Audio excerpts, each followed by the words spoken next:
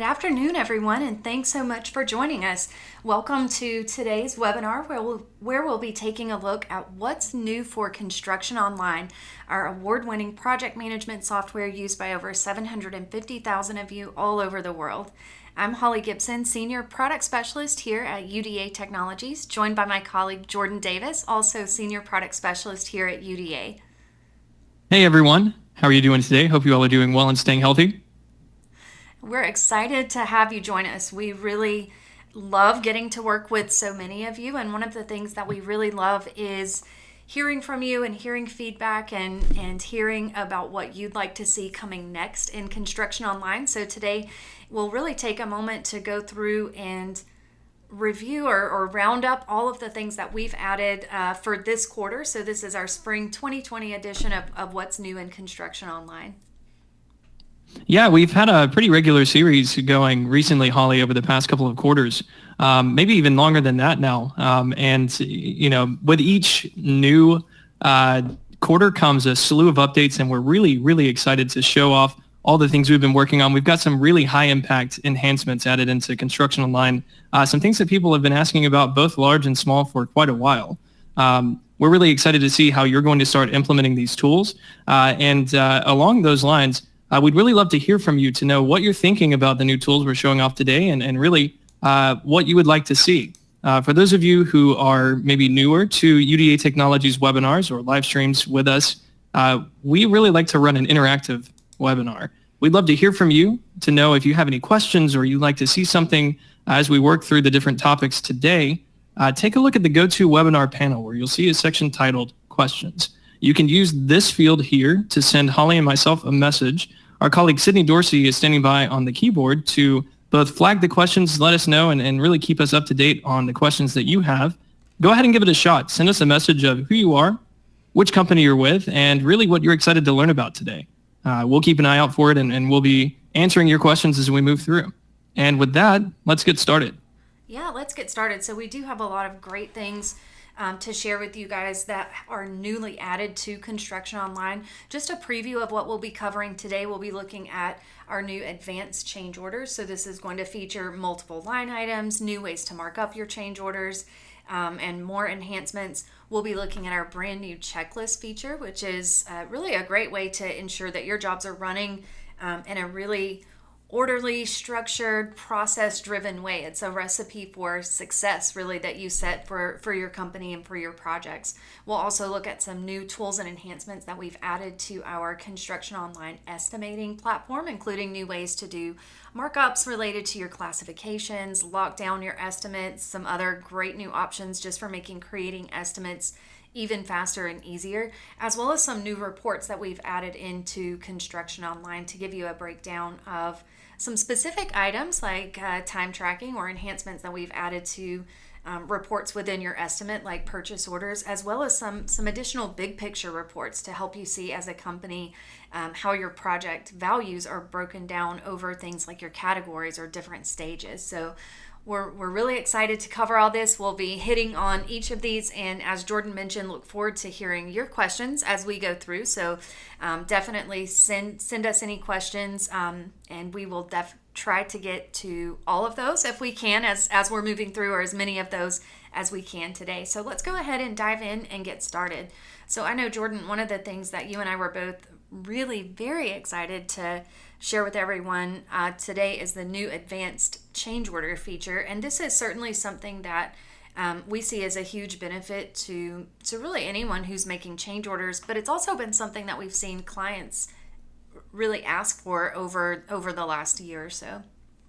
Yeah, absolutely. Now, speaking to the change orders and really what's going to be different here for a period of time, our change orders were really designed to simplify the approval process with your clients. So we had ways for you to set up change orders and really give the clients a great presentation on exactly what is being changed or what they're approving, how much that was going to cost them, and really it was designed to be simple.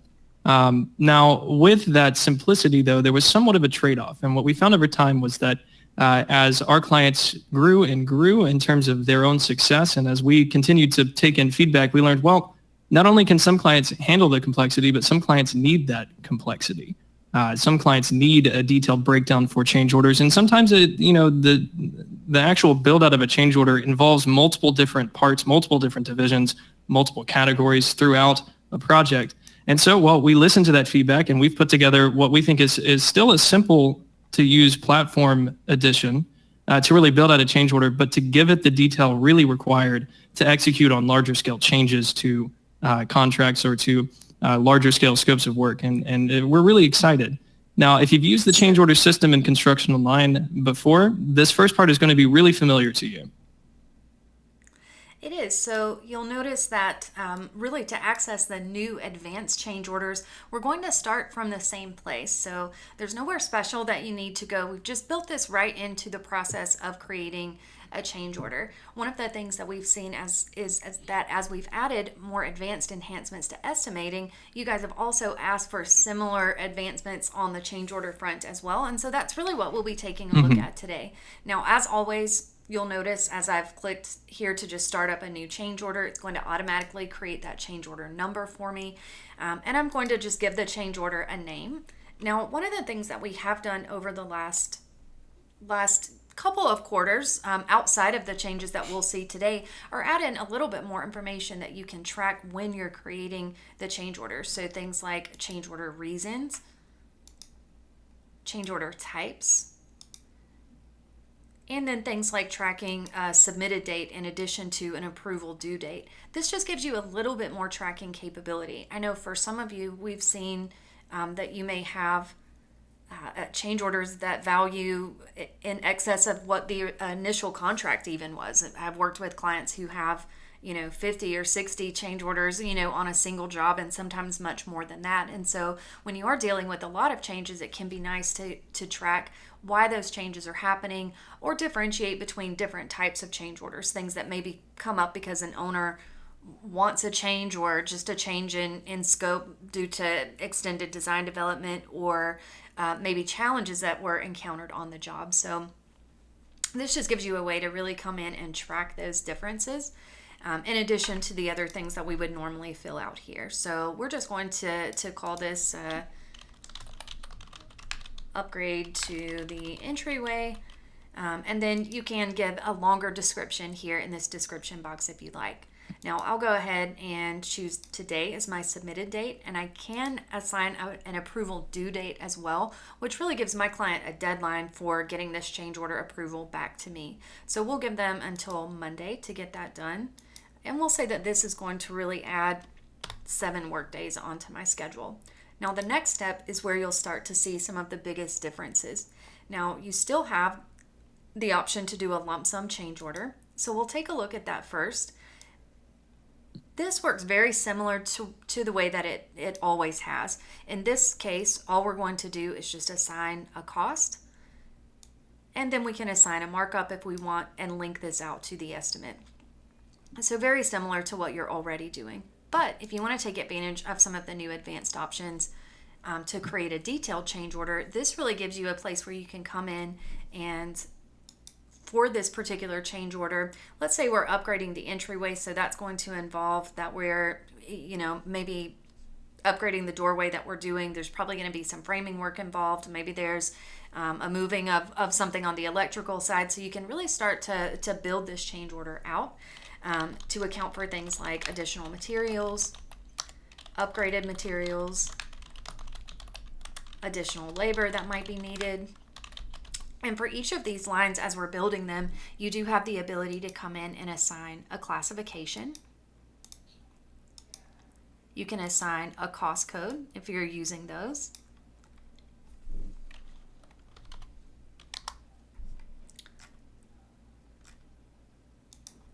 You can choose a unit cost. So for each of these, we'll go ahead and assign a unit cost. So maybe this will be $500 here, $500 here, and $1,000 in additional labor.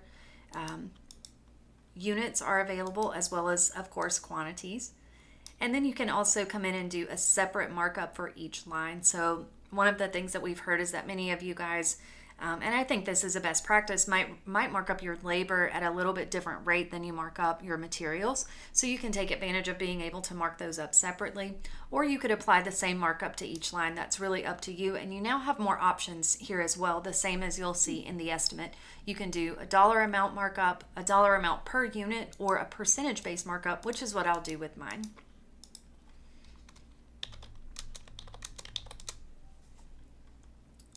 Now, one of the things that is also different with this change order is as we're building this out, we've done our costing, but now what we want to do is potentially link this back to our estimate. And so the great thing about this advanced change order with multiple lines is that I can link each line to a different space in the estimate. So if we're building a change order that might be made up of different components across different categories, this is a way for me to be able to cost that out and really assign this additional cost to each of those sections on my estimate. So now, you don't necessarily have to link the items here, but it is really nice and it's convenient to be able to go back to the estimate to see how your final cost and final price for the project has changed over time due to different items from different change orders linked throughout the entire estimate. And we'll drill into that in more detail when we're looking at the estimate updates as well. That's right. Now, when you've finished costing out the estimate, you'll really just proceed, not the estimate there, the change order. When you finish costing this out, you'll really just proceed through the next few steps the same way that you always would. So I've got my change order created, I've got the classes assigned, I've linked it out to the estimate, and now we'll just go through and decide if we need to tag any additional resources, perhaps upload an attachment, or set the status of our change order. Now, this is an enhancement in terms of the status that we did last year, so back in 2019, but a refresher for those of you who haven't used this before. Pending approval means that the change order is live, visible in the ClientLink portal and ready for approval, whereas a draft change order is not going to be visible to your clients yet. So it's a great way, especially again for those more complex change orders, to really ensure that you're documenting the change order process from the very beginning. And then give yourself a little bit of time to really cost that out and make sure that you've got it right before turning it on for your client. So you can go ahead and start a change order, mark it as draft status. The clients will not be able to see it. And then when you're done and ready for approval, you would just change that status to pending. For this one, we'll leave it as pending approval. Go ahead and save it. And now we have this change order that has additional detail. And once that's approved, those amounts will flow back into the estimate, really giving us a better sense of job costing there.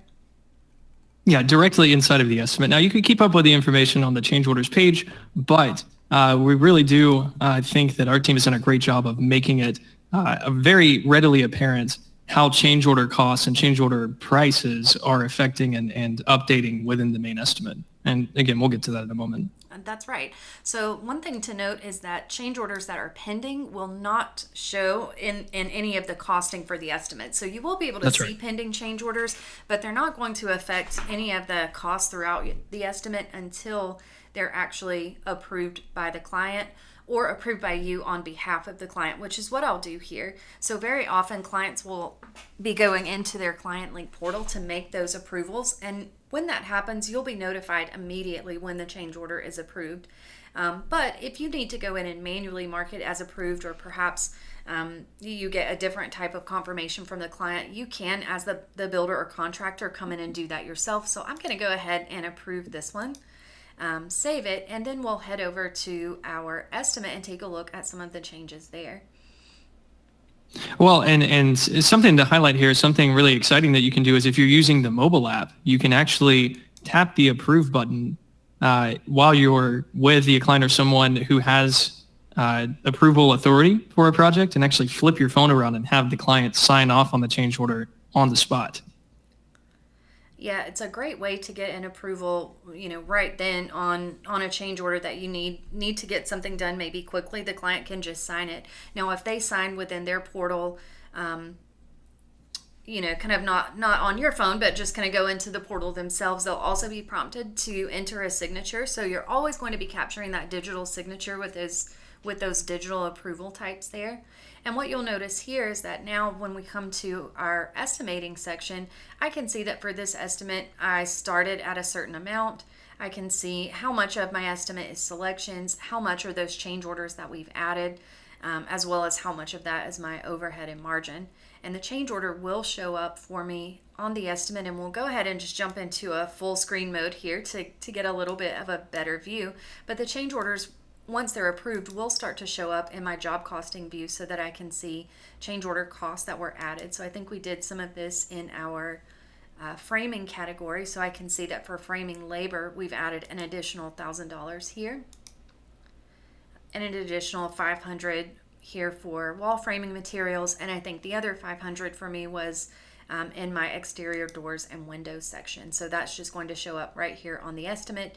And your change orders will show up on the estimate as well over in that change order section. So a lot of visibility for change orders. We think that's pretty important for being able to keep up with those well, as being able to access them and see them in multiple locations and being able to see those as they relate to your estimate. Now, Jordan, I know you were also really excited to talk about, we'll just jump into some of the other changes that we've made to estimates here. Do you want to walk us through some of those?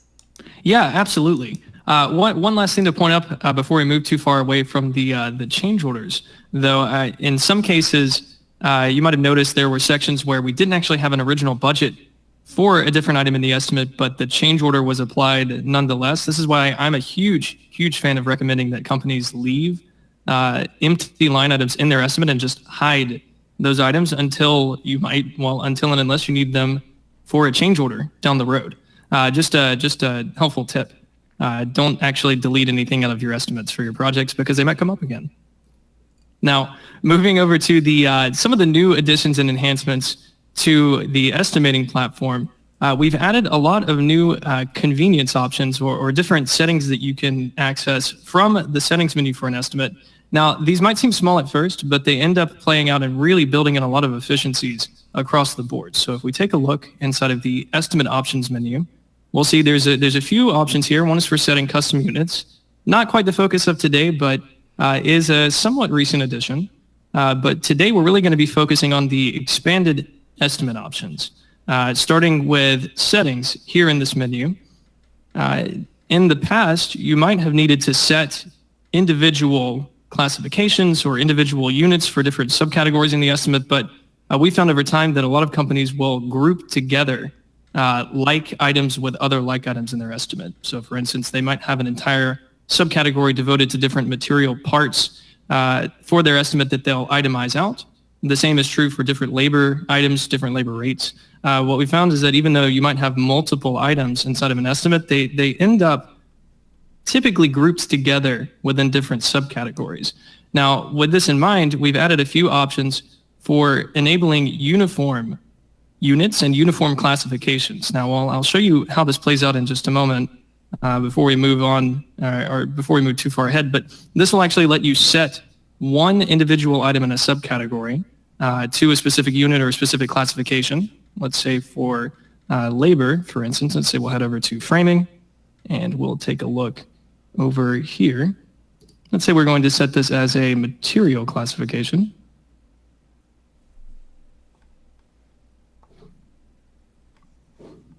Holly, would you mind sending this to the classification? My mouse is kind of behind a little bit. Sure. So here I've chosen to set this item as a material class, and with that setting turned on that Jordan just enabled, you'll notice that I'm now getting a prompt if I'd like to apply this to all items. So if I go ahead and select accept, now we'll see that this entire section now has that material class applied. So it's just a really fast and easy way to kind of go through if you'd like to organize your estimate that way. And as Jordan mentioned, we've seen a lot of clients that do. This is a really fast way to create that uniformity. And you can do the same thing with the other option that we were looking at there as well. Yeah, the unit option as well. Now that might not apply specifically to this section here, but for labor items, we found, of course, that you might want to set per man hour across the board for each of the labor items. And instead of having to click through each menu, you can really save a lot of time and just apply it all at once. Of course, this really is compounded if you were working through an estimate template to update the template. This lets you go through and apply those settings much, much faster. Now, speaking of editing estimate templates or really working through additional items for an estimate in general, the next setting that we've added is item defaults. This lets you adjust the default settings for any new item that you add into your estimate. So if you're working on adding in a new section to your estimate, let's say you're adding in, here's an example from yesterday, a section for audio video equipment for things like surveillance and let's say Ring doorbells or other, items that clients might request across the board. Well, you can add in that section and actually go through and set some defaults so that you don't actually need to even click into the classification setting to define it as a material, and so that you don't actually have to go through and set the unit. Now, what I would typically recommend, and really to get the most mileage out of this setting, is to set up this setting to work well for what you're working on, and then periodically check back into this menu and change the settings for any new additions you might add into the estimate. Now, this last setting here under markup type, we looked at 3 markup type options for the advanced change orders, but really there's a 4th one in the estimates that we've added as well that really go hand in hand with some of the items that we're talking about here for efficiency boosters. We've added a new section in for classification markups.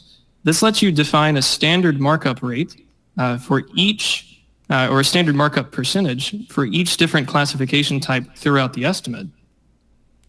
And you can do a couple of things with this. You can quickly update every single classification at once using this option here with your specified markup. Or what you can do is you can use the item default in conjunction with the percentage markups to add new items to the estimate. For instance, let's say we want to mark up all of our material items by 20%. Pretty standard approach. So now if we add this option to the estimate and we check the box to update our existing line item markups, what we will see is that our material line items will now should have an updated markup setting that'll type back into the menu option. This is going to save companies almost incalculable amount of time to actually go through and update markups. Let's say as times change or as the market changes and you need to adjust your estimates quickly.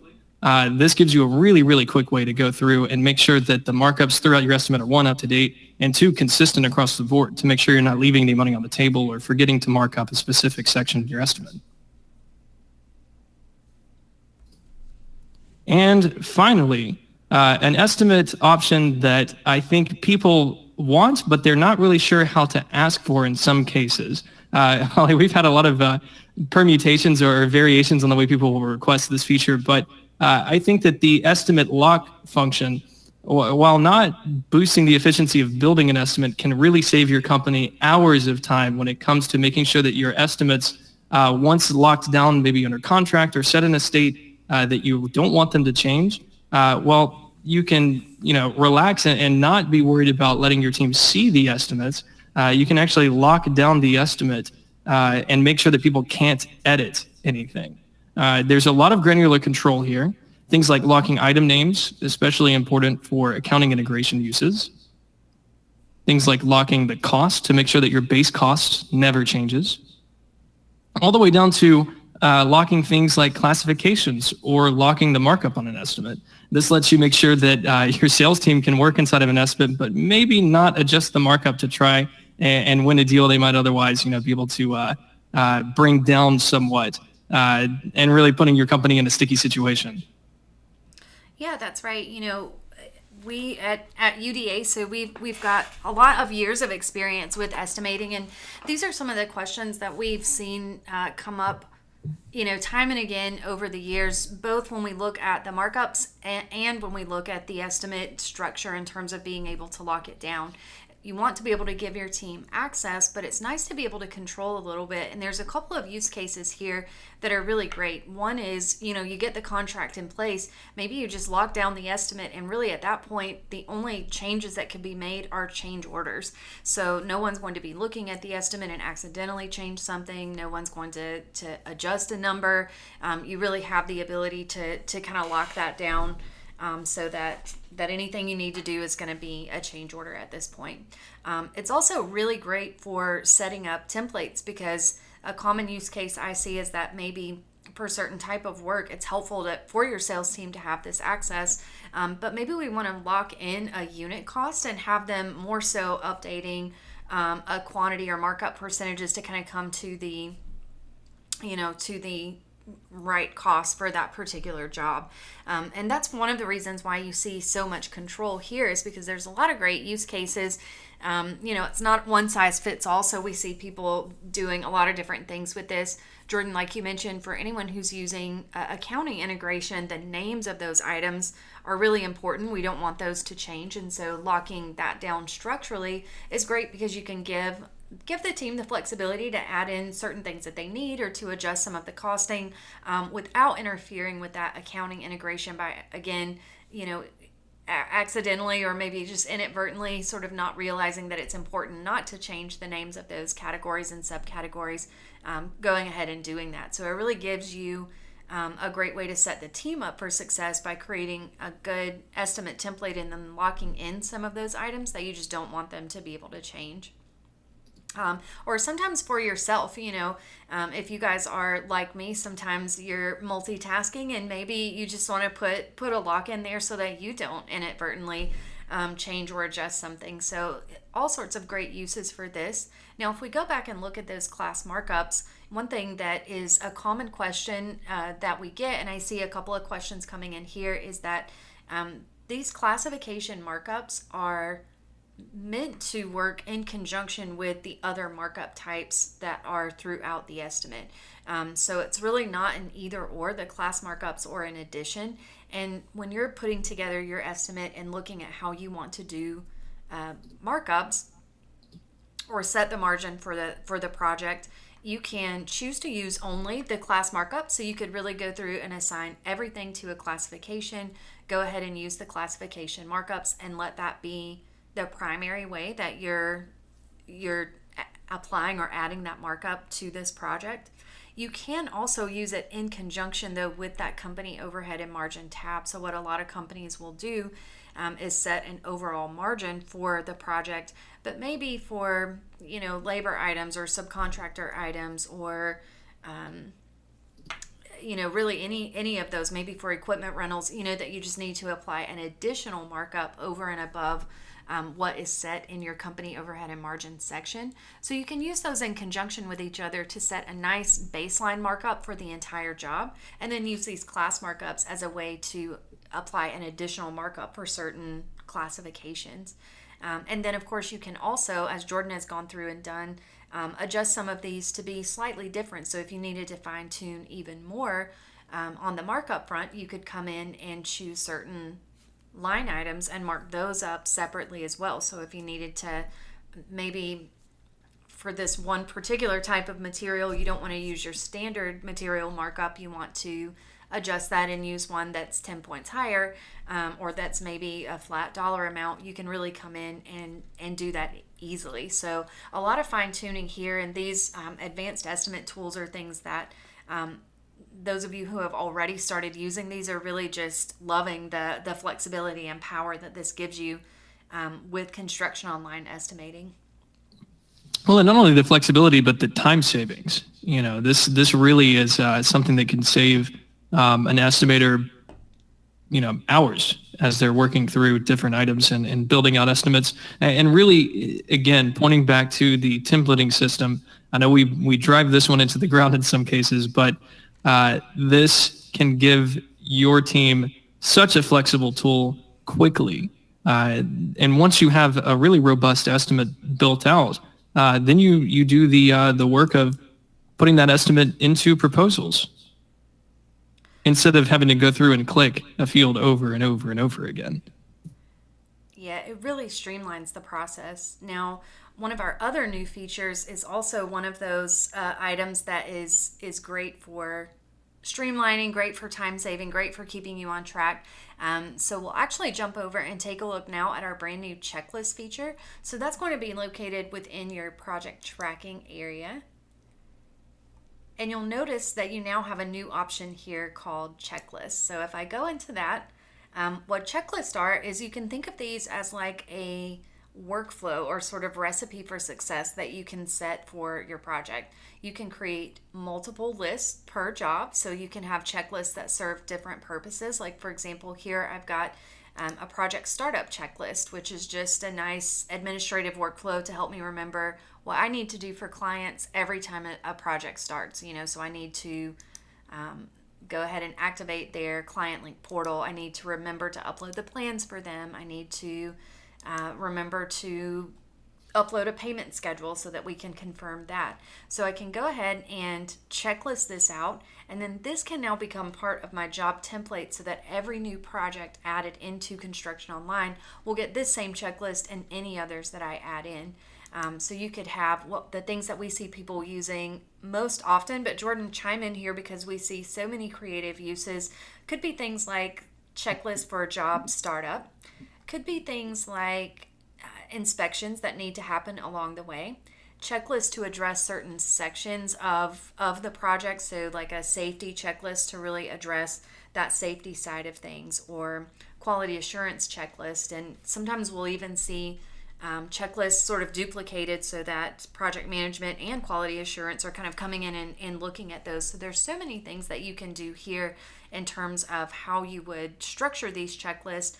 But they're really intended to be a way for you to create a recipe for success and have your team be able to move through the workflow for a project and really just not forget any of those steps along the way to running a successful job or starting up a successful project in your company. There's a reason why the aviation industry depends on checklists, and that's because they're in high-stress situations sometimes, not often, hopefully never, but they've prepared ahead of time. And what they've done is they've developed a series of steps that they provide their highly trained professionals to follow to aid them in decision-making and to aid them in following through on a process that in a lot of cases is not only going to save their job, but in very certain situations, save lives. Now, that's an extreme example, but you can apply the same to the construction industry as well. There's a reason why the construction industry's building failure rate is so small. I mean, it's a fraction of a percentage, and that's because people are following tried and true processes every single day and making sure that no matter what happens on the job site, you're adapting to and following the process from start to finish. I cannot highlight enough the power of a well-developed and well-thought-out checklist. In some cases, people will use these checklists for things like you mentioned, Holly, for quality control and quality assurance items. But the one thing that I recommend to people in a general sense is to think about checklists as a standard operating procedure for your company, for your team, or really for yourself. When you're working on 1 or 2 or 3 or 4 projects, you might be able to keep up with all of the different tasks that you are required to do for a project. But why guess when you can refer to something that can keep you on track, keep your team on task, and really communicate among everyone what's been done and what needs to be done next. In the theme of healthcare, since this seems to be top of mind for a lot of people recently, hospitals have been moving towards a checklisted process-oriented system for the better part of the decade at this point, modeled after the aviation industry, to really make sure that even though they probably know everything they should be doing in a specific operation or procedure for a patient, that they don't miss anything simple because they're moving in a rapid pace and trying to be efficient and trying to take care of somebody. The same is true for your projects as well. Spend the time to work through your checklist, and you can really, really save the amount of time that you put into building these checklists and see efficiencies across the board, and you can stop missing things and letting tiny items slip through the cracks. Really, really can't stress enough how impactful such a simple tool can be on your business. Now, a couple of things to note as you're beginning to work with checklists, so I hope everyone starts working with this, is that it's not just a list of items. There are some things that you'll be able to do with these. So as you're building out your checklist, you are able to create sub-items here to be checked off. These would be items that need to be checked in order for that parent item to be considered complete. So we have a couple of questions coming in just about organization, kind of how to structure these or how to organize these. So the best way to think about it is this: if we go all the way back to the top, you can create folders. So if you are going to use a good mini checklist and want to keep them want to keep them a little bit more organized, you can create different folders to drop those into. So for example, here I've created a safety folder. I could create a project management folder or an admin folder. So you can organize those that way if you want. Then you can think about really the top level is what we're seeing here, the project startup checklist for trade partners. That is my kind of parent item for everything on this checklist. So that's what this list is going to help me to manage. And then as we go in, each of these items can also have sub items that can be checked off as well. And then once all of those sub items are done, then we know that we can check off this parent item and consider this section complete. Now you can also not only create the items, but you can assign those to different people. So as we kind of look at what we can do with the checklist item, I can certainly go ahead and assign this a cost code or cost impact. I can reference that it's related to a specific trade, but internally I could assign it to different team members. So this one I'm going to assign to myself, but I may come in and assign Jordan to be responsible for some of these, or other team members. You can also track things like priority and status. So if some of these are really much more mission critical than others, you might go ahead and assign a higher priority. And when you start the project up, if you have these checklists auto-populate, one thing you can do is come back in and then perhaps assign some due dates to those higher priority items just to make sure that they're getting done. Now, the great thing about this is it's visibility for the entire team. So you might have a team of 2 people, you might have a team of 20, or you might have a team of 50 people working on each job. This allows you to really assign those points of responsibility for each of those steps along the way to your core team who is going to be helping manage this, and bring some visibility to what's already been done. Anyone who's part of your project management team, and I know for a lot of you guys that involves people like project managers, it involves project admins, it involves sometimes project coordinators. Sometimes you maybe even will have office administrators or owners who want to come in and be able to see, like, where do we stand with this job? This is a great way to be able to provide that information to anyone. So as long as they have access to see this checklist tool, they'll be able to come in, see exactly how far complete we are for each of these lists, what still needs to get done, who's assigned to do it, and kind of where it stands from a percentage completion standpoint. Yeah, and much like other items inside of ConstructionOnline, these can be included inside of a project template, meaning that you don't have to go through and copy the checklists manually or duplicate the checklists or create them from a template one by one. You can actually preload a project with the checklists themselves and have all of them appear or ready to go when you activate a new project.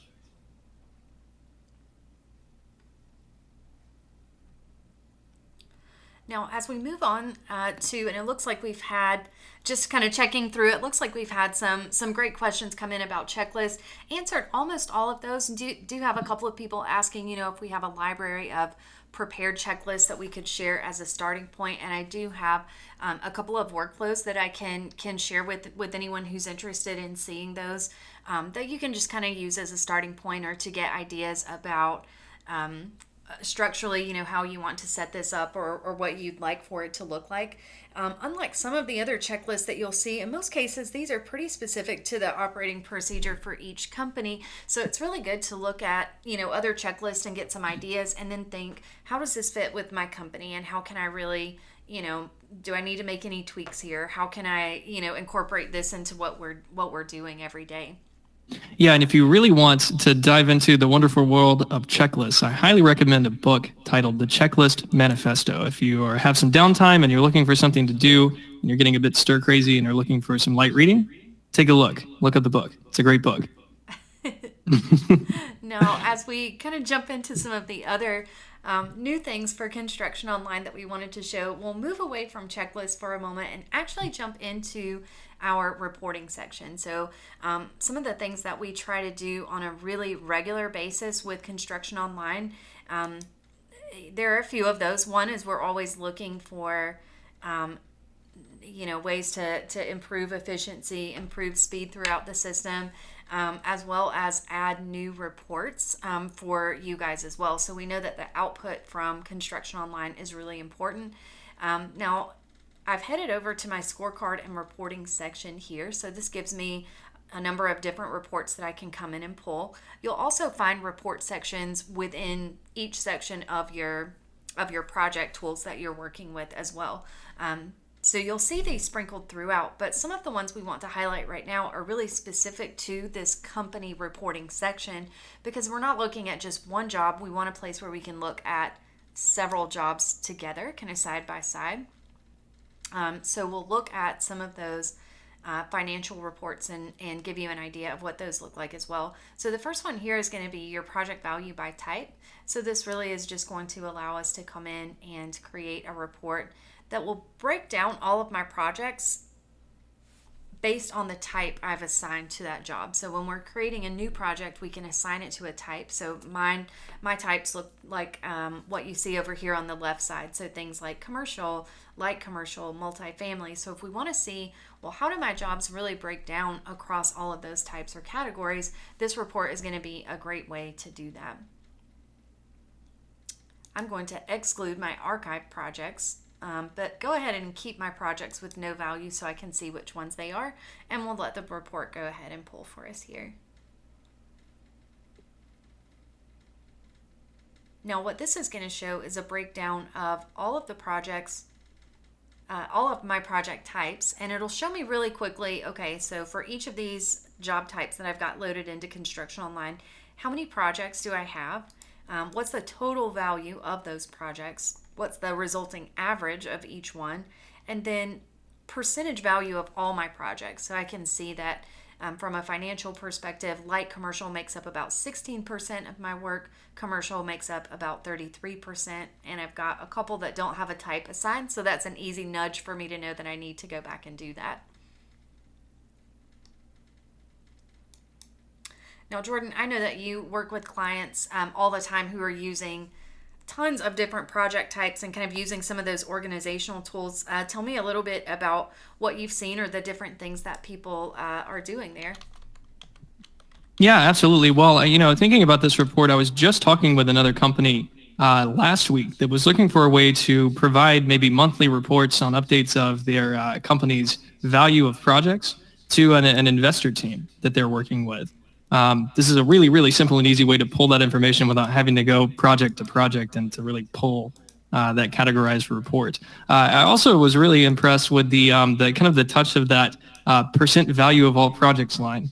This can let you quickly see or quickly highlight or identify which project maybe deserves the most attention. Now, you probably know from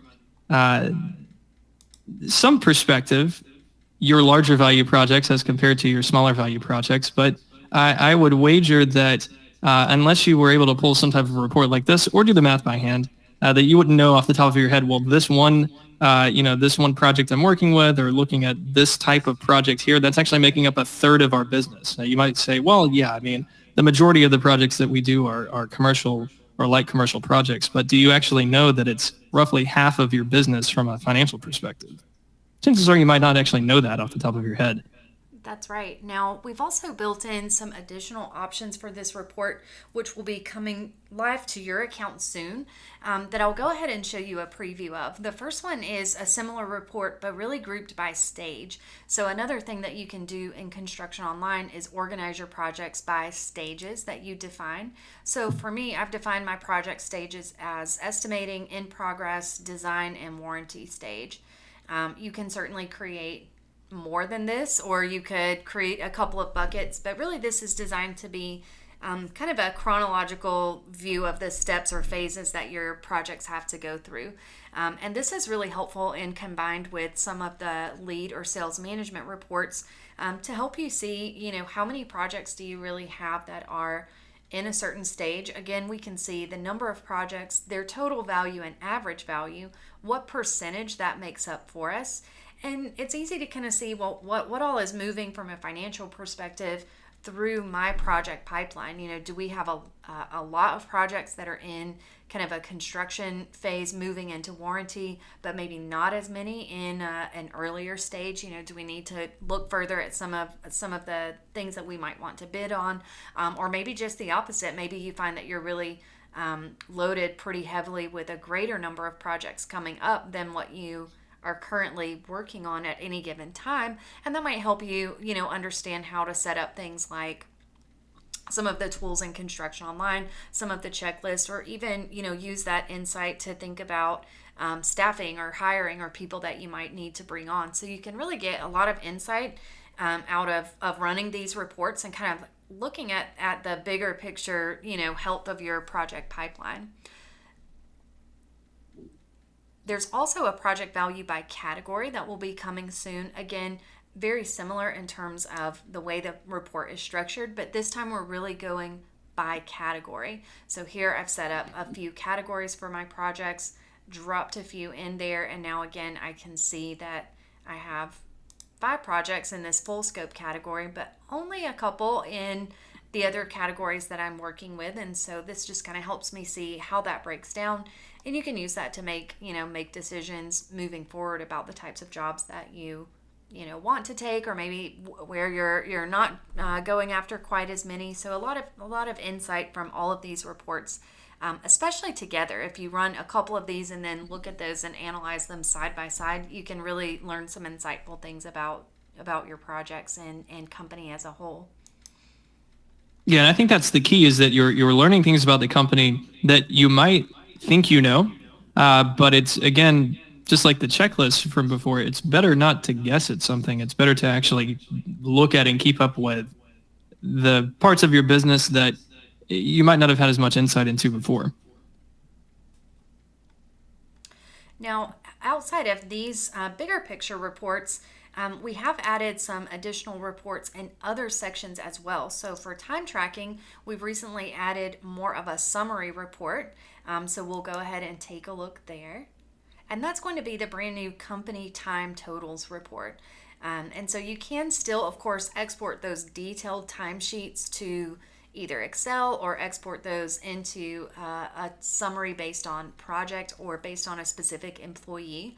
Your company totals report, though, is a place to see a list of all employees for your company who are tracking time, and then be able to see within a certain date range a really summarized view of just how many hours have been logged for them. So you can choose a date range here. I'm going to go ahead and do the last 90 days, but for most of you, you'll be doing like a current pay period here, and then just create the report. It'll list all my employees, show me their top level hours for that period of time, which is really great for if you're just needing this for payroll purposes, to be able to see, okay, for this pay period, Holly has this many hours, this much was charged as overtime, and then as a company, this is how many hours we have for that pay period. Well, you can also use this report as a quick insight into maybe someone who forgot to clock out, which happens from time to time. As an administrator, you can actually go and adjust that. I was about to say, Holly, I don't think you have 305 hours of overtime, but with the way that you work, you might. You're a very productive, very hard worker, so I don't want to take anything away from you. Well, I don't know if it's that many, but it is great to be able to see that information, and that's been something, again, like so many of the enhancements that we add that come directly from requests from you guys. So definitely, keep that feedback or keep those requests coming our way. We really love to hear from you. A couple of the other things that we've done report-wise have been just add more options into the financial reports, specifically to add that third layer of detail, those line items, to a number of reports throughout the financial section of ConstructionOnline. So you'll now have things like RFQs and purchase orders that have that line item detail in addition to those categories and subcategories. Yeah, and this has been a really, really popular request. Once we opened the doors to having detailed estimates, we, of course, opened up the request hotline, as you could say, for detailed purchase orders, which makes a ton of sense. You've spent time itemizing different components of your project and different pieces of your estimate. It also makes a lot of sense for you to be able to quickly generate a purchase order directly from that estimate as well, or to generate a materials list, for instance, from your estimate, so you can see really quickly all of the different items inside of a project. I've actually seen people use this materials list for different sections in their estimate to bring to suppliers to say, hey, quote me for this, please. I need to know how much this is going to cost, or hey, I'm going to purchase this from you. Here's a purchase order. Please be ready. This is when we need it. Some nice quality of life enhancements, and of course, this is something that we were always going to move towards, but the important thing is for you to know you can do this now. It is live. It is ready to go inside of your account. Yeah, ready to go and easy to use. You can see for some of these, it really almost brings up a little mini estimate so that you can see exactly what's being included, fill out the form, generate the report, and really you'll be good to go at that point. Yeah, some highlights or some tips and tricks for this view here. You can go through and select different items to include yourself, but you can also take advantage of any resources you've assigned. So let's say you've assigned a supplier or you've assigned a subcontractor to different items inside of your estimate. You can actually use the filter by resource menu to filter down the output of the report specifically for the items that they're assigned to inside of your estimate. So really, really useful feature. So you'll see that automatically come up the next time you're generating those reports. If you're using those advanced estimate options with the 3 layers of detail or 3 levels of detail, then your reports will automatically reflect that. There's nothing special that you'll need to do. Now, as we kind of come to the top of the hour here, I know, Jordan, one thing that we've talked about just a little bit in a workshop that we did last week, but wanted to make sure and circle around and show again, is a couple of enhancements on the scheduling side, in particular just to some of the customization that users can do when it comes to their task colors and how those are displayed. Yeah, I love this update because it's one of those items that on the surface sounds kind of small, but kind of, that overlooks the collaborative aspect, or really the visual aspect of being able to work with a schedule. And really what we've done is we've listened, we've heard people request this feature, and we've done it. So what we've done is we've added in an option now for you to actually color code different schedule items throughout the schedule. And what's great about this is not only does it color code the item here inside of the project, but it also color codes the corresponding item outside of the schedule Gantt chart back inside of the calendar as well. So you can use the color coding system now to, there's so many different use cases, right? You can color code different tasks that are assigned to different subcontractors or resources throughout your estimate. You can color code based on division. You can color tasks based on, let's say, financially impacting items, like maybe an invoiced item is in green. Anything relating to money is green. I think somebody told me that's how they wanted to set their schedule up, which makes a lot of sense. If you're in the United States, because our money is green, it might be different colors in other places of the world, though. That being said, whatever you need, it's easy to go through and apply the colors. You can see Holly was using the right-click menu to apply those colors, and it makes the schedule really easy to view from a quick perception from the calendar to see, okay, well, what's actually going on here? Yeah, so I've seen some people color code by, kind of point of responsibility. I've seen people color code based on different sections. I've seen people color code based on, resources. I mean, there's so many things that you could do. It's just one way of being, a little more organized and kind of allowing you the flexibility to really set this up in whatever way you think makes sense for your team. We've often seen that some of the color customization, whether that be in schedules, calendars, projects, the stoplight feature, is almost used as a little shorthand between teams. Everybody knows that tasks that are this color mean this thing, or projects that are red are assigned to this project manager and pink ones are assigned to another. So it's really, up to you to create that system that works well for your team, and you have so much flexibility to do that. one thing as we look at the Gantt schedule here, so you'll notice that I've applied some of those colors. There are also some schedule options that we added in, not for this quarter, but for last year, that's worth another look. One is that you now have the option to do things like show task dates or names right on the Gantt chart. So you'll notice that my Gantt chart does have the task name. That's actually something new that we added in for 2019 as well. I can also choose to show the dates.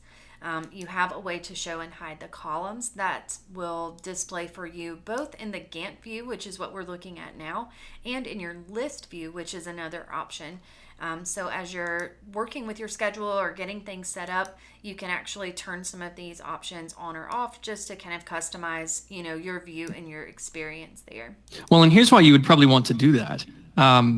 If you look at the very top of the schedule here, you'll notice that there's some pretty subtle buttons.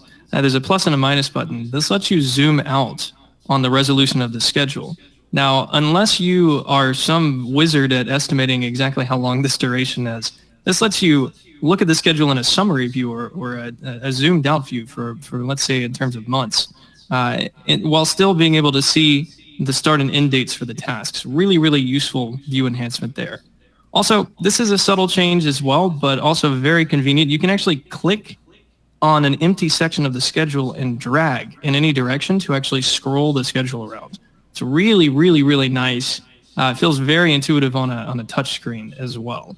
You just want to make sure that you don't accidentally click and drag one of your tasks like this. So try and be a little more accurate. It's easier when the schedule is zoomed out, but we think that the changes to scheduling, the enhancements that we've added, while seemingly small, are really going to add up to more than the sum of their parts. And we're really excited to see what people are going to continue to do inside of our scheduling system, which we've already heard to this point just feels so easy to use and is really easy to get started using and sharing across the board.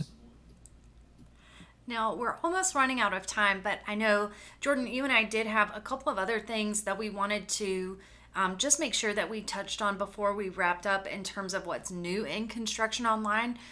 One of the new items that we've added is the ability for you guys to add Takeoff onto your account. So if you need a Takeoff software, we've actually integrated our Redline Takeoff software into your ConstructionOnline account. So if you would like to add that on, you can. You'll notice there's a Takeoff tab that will now show up in your projects. And so this is really, going to give you an expanded set of tools specifically for doing Takeoff. So it's going to have a full set of measuring tools, including newer enhancements that we've added, like not only kind of your standard measurements, but things like different types of wall measurements, roofing measurements with the pitched area, as well as different reports that you can add. So it's a wonderful Takeoff platform. I know a lot of you are already using that. If you're not and you need a Takeoff software,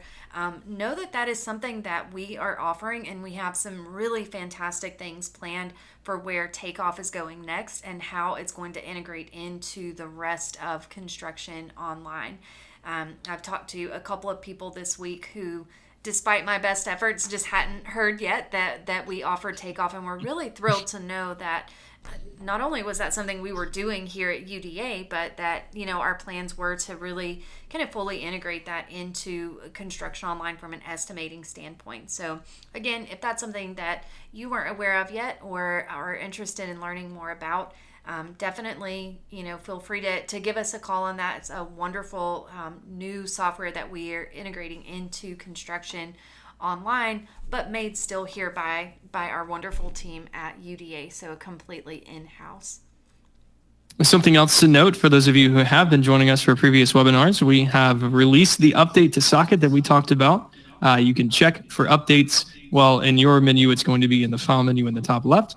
Make sure you do that if you're using this. We know this is a really popular tool for those of you using QuickBooks Desktop.